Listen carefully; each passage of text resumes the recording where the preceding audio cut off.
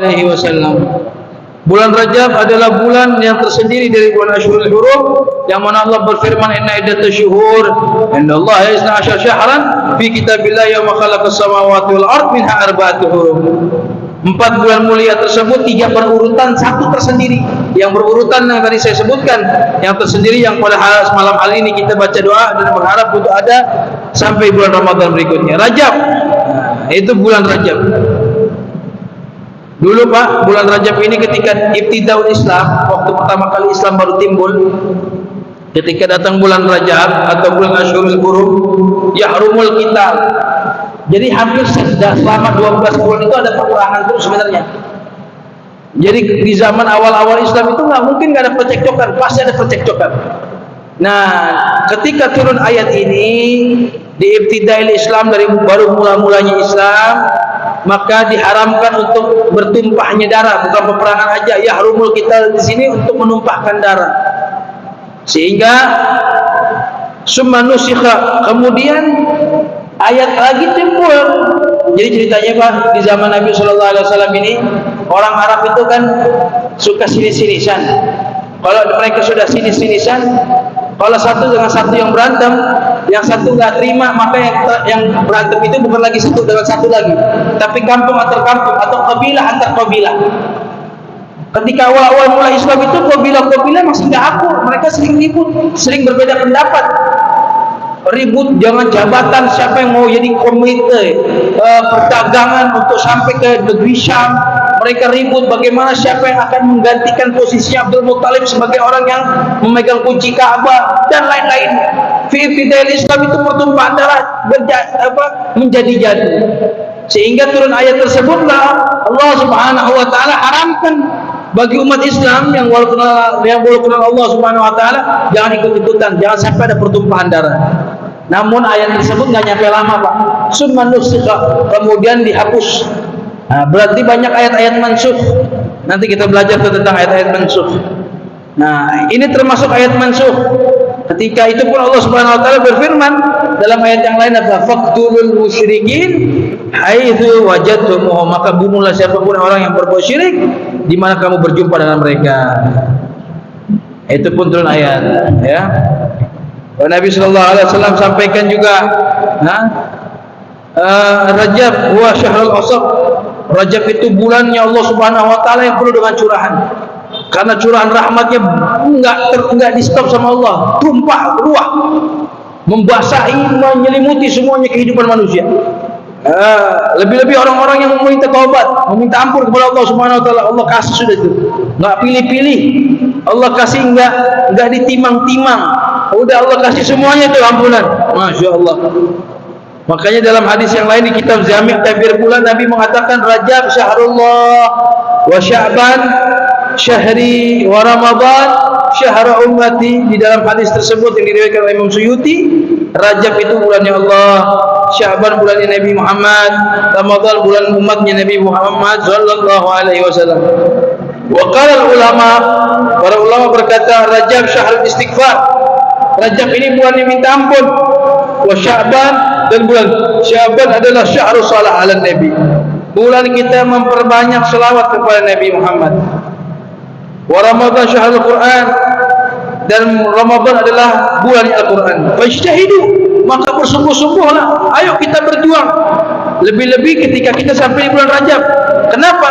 Fa innahu musimut tijarah, karena ini bulan musimnya kita dagang. Orang kalau mau jualan, biasanya kalau dia mau dapat untung, dia mulai dulu jualannya, apapun dia mulai. Kenapa para ulama mengatakan kalau bulan Rajab itu bulan jualan?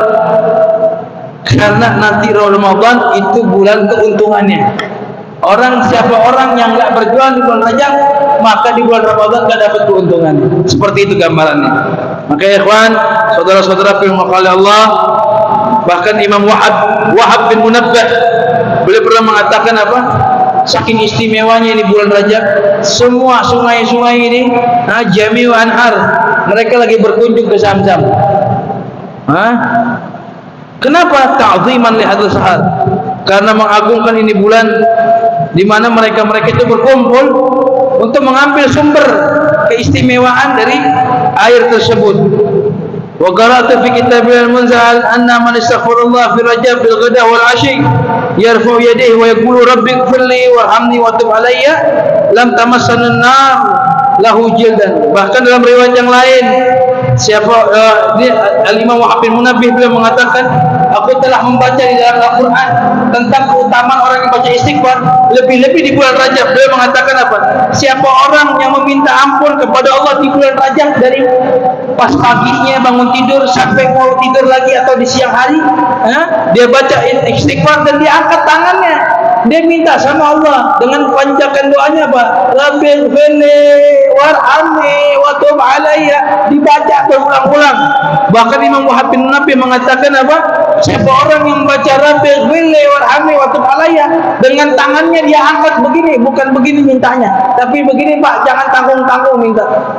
Apa katanya? Lam tamassuhun nar jildahu, enggak akan tersentuh kulitnya dari api nerakanya Allah Subhanahu wa taala. Kuntu ma'udhu fihi wa astaghfiruka lima aratu bihi wajhakal karim wa khalaqahu ma laysa laka bihi ridan wa astaghfiruka lima wa'adtuka bihi min nafsi thumma akhlaftuka bihi wa astaghfiruka lima da'ani ilayhi al-hawa min qibali ar-ruqasi mimma ishtabaha alayya wa huwa indaka haram. أستغفرك يا من لا إله إلا أنت يا عالم الغيب والشهادة من كل سيئة عملتها في بياض النهار وسواد الليل في ملأ وخلاء وسر وعلانية وأنت ناصر إلي وأنت ناصر إلينا وأنت ناصر إلينا إذا ارتكبتها ونبت ولا وأتيت من العصيان ونتوب إليك يا حليم يا كريم يا رحيم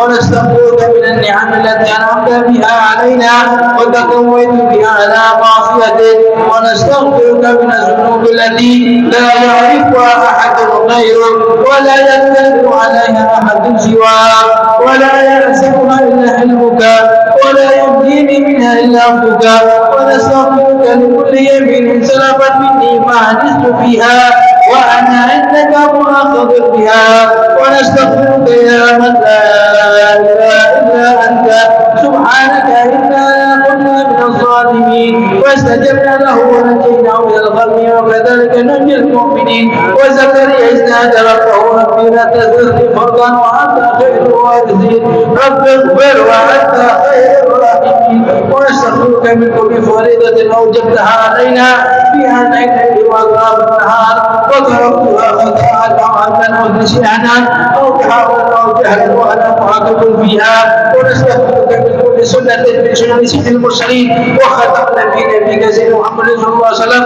وتركتها غفلة أو سهوا أو نسيانا أو تحاولا أو جهلا أو قلة مبارك فيها ونستغفرك يا من لا إله إلا أنت وحدك لا شريك لك وأن محمدا عبدك ورسولك سبحانك يا رب العالمين لك الملك ولك الحمد وأنت حسبنا ونعم الوكيل ونعم المولى ونعم النصير ولا حول ولا قوة إلا بالله العلي العظيم يا جابر كل كثير ويا مؤنس كل وحيد ويا صاحب كل غريب ويا ميسر كل عصير يا من لا يحتاج ولا تفسير وأنت على ما تشاء قدير وصلى الله على سيدنا محمد بآله وصلى عليه وبآله من صلى الله عليه اللهم صل على روح سيدنا محمد في الأرواح اللهم صل على تربة سيدنا محمد في التراب اللهم صل على قبر سيدنا محمد في القبور اللهم صل على صورة سيدنا محمد في الصور اللهم صل على اسم سيدنا محمد في الأسماء لقد جاءكم رسول من أنفسكم عزيز عليه ما عنتم حريص عليكم بالمؤمنين رؤوف رحيم فإن تولوا فقل حسبي الله لا إله إلا هو عليه توكلت وهو رب العرش العظيم وصلى الله على سيدنا محمد وعلى آله وسلم اللهم أنت ربي لا إله إلا أنت خلقتني وأنا عبدك وأنا على عهدك ووعدك ما استطعت وأعوذ بك من شر ما صنعت أقول لك بنعمتك علي وأعوذ بذنبي واغفر لنا فإنه لا يغفر الذنوب إلا أنت يا أرحم الراحمين وصلى الله على سيدنا محمد وعلى آله وسلم والحمد لله رب العالمين.